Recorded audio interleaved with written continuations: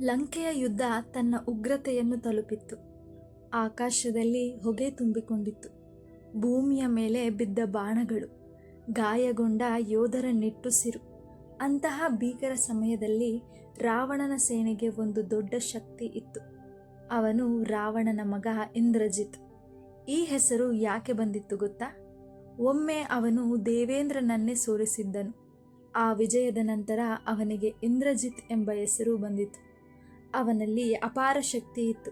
ಆದರೆ ಅದಕ್ಕಿಂತ ಭಯಾನಕವಾದದ್ದು ಅವನ ಮಾಯಾಶಕ್ತಿ. ಯುದ್ಧದಲ್ಲಿ ಅವನು ಕಾಣಿಸದೆ ಹೋರಾಡುತ್ತಿದ್ದ.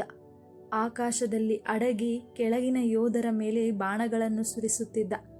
ಅವನ ದಾಳಿಯನ್ನು ನೋಡಿದವರು ಅವನನ್ನು ಎದುರಿಸುವುದು ಅಸಾಧ್ಯ ಎಂದು ಭಾವಿಸುತ್ತಿದ್ದರು. ಒಮ್ಮೆ ಅಲ್ಲ, ಅವನು ಶ್ರೀರಾಮ ಮತ್ತು ಲಕ್ಷ್ಮಣ ಇಬ್ಬರನ್ನು ನಾಗಪಾಶದಲ್ಲಿ ಬಂಧಿಸಿದ್ದನು. ಅವನು ಬಳಸಿದ ಅಸ್ತ್ರಗಳು ಸಾಮಾನ್ಯವಲ್ಲ, ದೇವರಿಂದ ದೊರೆತ ದಿವ್ಯಾಸ್ತ್ರಗಳು. ಆ ಸಮಯದಲ್ಲಿ ಯುದ್ಧಭೂಮಿಯಲ್ಲಿ ಒಂದೇ ಮಾತು, ಇಂದ್ರಜಿತ್ನನ್ನು ಯಾರೂ ಸೋಲಿಸಲಾರರು ಎಂಬ ಮಾತು. ಆ ಸಮಯದಲ್ಲಿ ಶಾಂತವಾಗಿ ಮುಂದೆ ಬಂದನು ಲಕ್ಷ್ಮಣ. ಅವನ ಮುಖದಲ್ಲಿ ಅಹಂಕಾರ ಇರಲಿಲ್ಲ, ಆದರೆ ಒಂದು ಗಂಭೀರ ಶಾಂತಿ. ಅವನ ಜೀವನವೇ ಒಂದು ತ್ಯಾಗ. ಅವನು ಅರಮನೆಯಲ್ಲಿ ಸುಖವಾಗಿ ಬದುಕಬಹುದಾಗಿತ್ತು. ಆದರೆ ತನ್ನ ಅಣ್ಣನಾದ ಶ್ರೀರಾಮ ಜೊತೆ ಅರಣ್ಯಕ್ಕೆ ಬಂದನು. ಅವನಿಗೆ ಯುದ್ಧ ಕೇವಲ ಜಯಕ್ಕಾಗಿ ಅಲ್ಲ, ಅದುವೇ ಧರ್ಮಕ್ಕಾಗಿ. ಇಂದ್ರಜಿತ್ನ ಎದುರು ನಿಂತಾಗ ಅವನಿಗೆ ಗೊತ್ತು, ಈ ಯೋಧ ಸಾಮಾನ್ಯನಲ್ಲ ಎಂದು.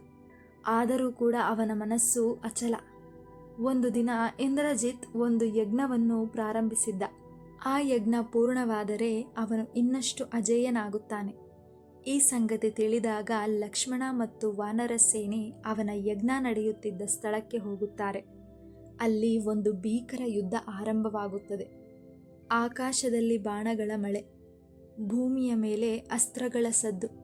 ಇಂದ್ರಜಿತ್ ಮತ್ತೆ ತನ್ನ ಮಾಯಾಶಕ್ತಿಯನ್ನು ಬಳಸುತ್ತಾನೆ. ಕಾಣಿಸದೆ ದಾಳಿ ಮಾಡುತ್ತಾನೆ. ಆದರೆ ಲಕ್ಷ್ಮಣ, ಅವನು ಆತುರ ಪಡೋದಿಲ್ಲ. ಅವನು ಶಬ್ದವನ್ನು ಕೇಳುತ್ತಾನೆ. ಅವನ ಚಲನವಲನವನ್ನು ಗಮನಿಸುತ್ತಾನೆ. ಅವನ ಮನಸ್ಸಿನಲ್ಲಿ ಒಂದೇ ಉದ್ದೇಶ, ಅಧರ್ಮವನ್ನು ಇಲ್ಲಿಗೆ ಅಂತ್ಯಗೊಳಿಸಬೇಕು ಎಂಬ ಉದ್ದೇಶ. ಯುದ್ಧ ಹಲವು ಹೊತ್ತು ಮುಂದುವರಿಯುತ್ತದೆ. ಒಂದು ಕ್ಷಣ ಬರುತ್ತದೆ, ಇಂದ್ರಜಿತ್ ಸ್ವಲ್ಪ ಅಲಕ್ಷ್ಯ ಮಾಡುತ್ತಾನೆ. ಅದೇ ಸಮಯದಲ್ಲಿ ಲಕ್ಷ್ಮಣ ತನ್ನ ದಿವ್ಯಾಸ್ತ್ರವನ್ನು ಸಿದ್ಧಪಡಿಸುತ್ತಾನೆ.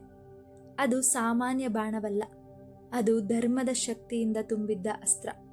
ಅವನು ಅದನ್ನು ಬಿಡುತ್ತಾನೆ. ಆ ಬಾಣ ನೇರವಾಗಿ ಹೋಗಿ ಇಂದ್ರಜಿತ್ನ ಜೀವವನ್ನೇ ತೆಗೆದುಕೊಳ್ಳುತ್ತದೆ. ಯುದ್ಧ ಭೂಮಿ ಮೌನವಾಗುತ್ತದೆ. ಅಜೇಯ ಅಂತ ಭಾವಿಸಿದ ಯೋಧ ನೆಲಕ್ಕುರುಳುತ್ತಾನೆ.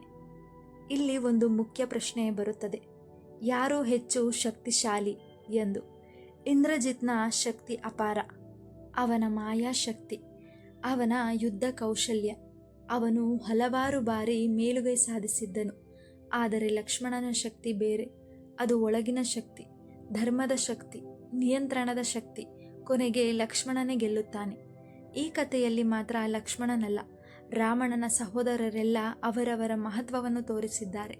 ಭರತ, ಅವನು ರಾಜನಾಗಬಹುದಾಗಿತ್ತು, ಆದರೆ ಅವನು ರಾಜ್ಯವನ್ನು ತ್ಯಜಿಸಿದನು.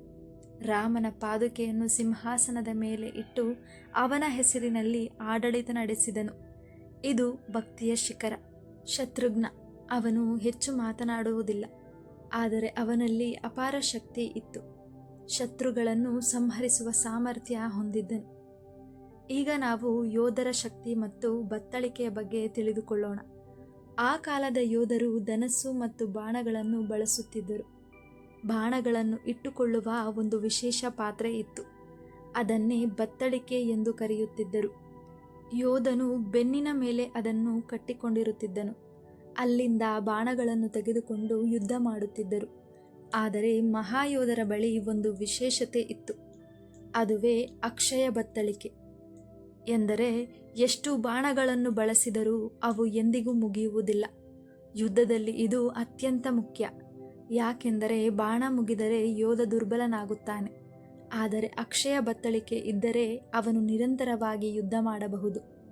ಈ ಕಥೆಯನ್ನು ಕೇಳಿದಾಗ ಇನ್ನೊಂದು ಪ್ರಶ್ನೆ ಬರುತ್ತದೆ, ರಾಮಾಯಣದ ಯೋಧರು ಹೆಚ್ಚು ಶಕ್ತಿಶಾಲಿಯೇ ಅಥವಾ ಮಹಾಭಾರತದ ಯೋಧರು ಹೆಚ್ಚು ಶಕ್ತಿಶಾಲಿಯೇ ಎಂಬ ಪ್ರಶ್ನೆ. ರಾಮಾಯಣದ ಕಾಲ ಧರ್ಮಕ್ಕೆ ಹೆಚ್ಚಿನ ಮಹತ್ವ ನೀಡಿದ ಕಾಲ.